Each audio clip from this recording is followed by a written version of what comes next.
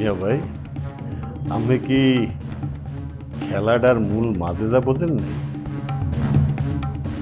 মধু video বার্তায় যে সব কথাবার্তা কইছে, ওই কথার মূল সার বক্তব্য হয়েছে যেই পোলাটা মধুরে আটকায় রাখছিল, সেই পোলাডারে মধু সাইজ করে পলাই আসার সময় ওই পোলাডার ফোনে একটা কল আসছিল, বুঝলেন?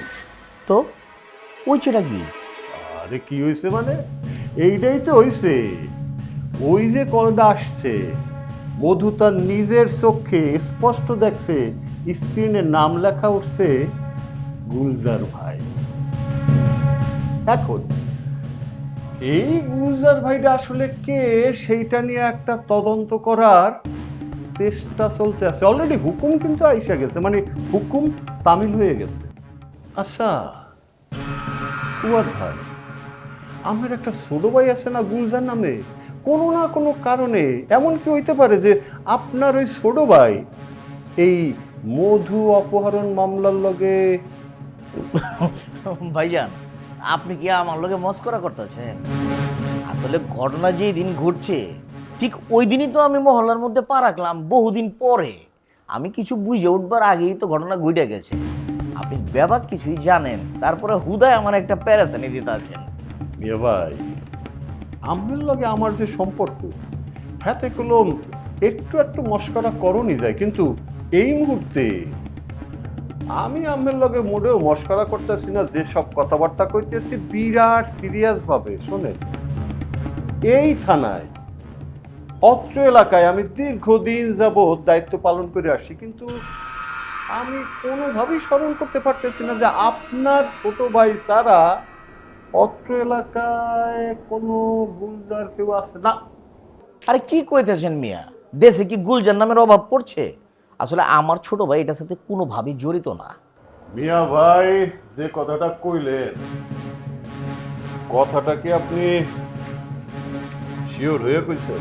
অবশ্যই এই মামলার সাথে আমার কোনো পোলাপান যদি জড়িত থাকতো, আমি নিজেই আপনারে ফোন দিতাম, কইতাম দূরে লয়ে যান। বড় ভাই, একটা বিষয় মাথায় রেখেন, আমি কিন্তু পলিটিক্স করি আপনার ভরসায়। আসলে আমি কিংবা আমার পোলাপান কেউ এই মামলার সাথে জড়িত না, বিশ্বাস করেন। বিশ্বাস করলাম, কেন জানেন? কেন? আপনি আর আমি কলিজার ভাই। জি, আমি এই কথাটা বিশ্বাস করছি যে আপনি আর আপনার ছেলে পেলে কেউই মধু অপহরণ মামলার সাথে জড়িত না। সঠিক সঠিক। কিন্তু সোবহান মির্জা খুনের সাথে নিশ্চয়ই জড়িত। সুবান মির্জা, ওই যে আমার মুদির দোকানদার সুবান।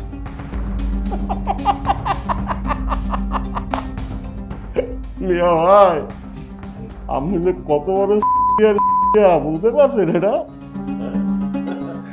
যেই সুবহান মির্জার কারণে আপনি 1 বছর না 2 বছর না 8টা বছর জেলের গানি টাইনে আইছেন, এই সুবহান মির্জার আপনি চিনতে পারেন নাই? এই মহল্লায় একটা মাঝি মরলো, আমি নজর এড়ায় না। আর একজন সাবেক এমপি খুন হয়ে গেছে, আমার টেরও পাইলেন না।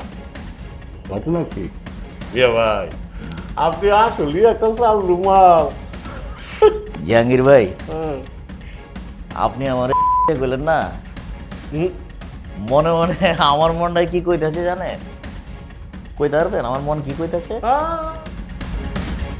আমি মনে করতেছে যে আমি এই জাহাঙ্গীর আমার সে বড় সঠিক সঠিক, মিলে গেছে মিলে গেছে। আসলে আপনি আমার ভাই, মনের খবর কই পারেন। কিন্তু মিয়া ভাই, সোবহান মির্জার খুনটা ঠিক সময় হয় নাই, ব্যাঠিক সময় হয়েছে। সুমন মির্জা কি সত্যি খুন হয়ে গেছে? মিয়া ভাই, পুঁটি মাছ ধরার বড়শি দিয়া আপনি 3 মাস শিকার করেন।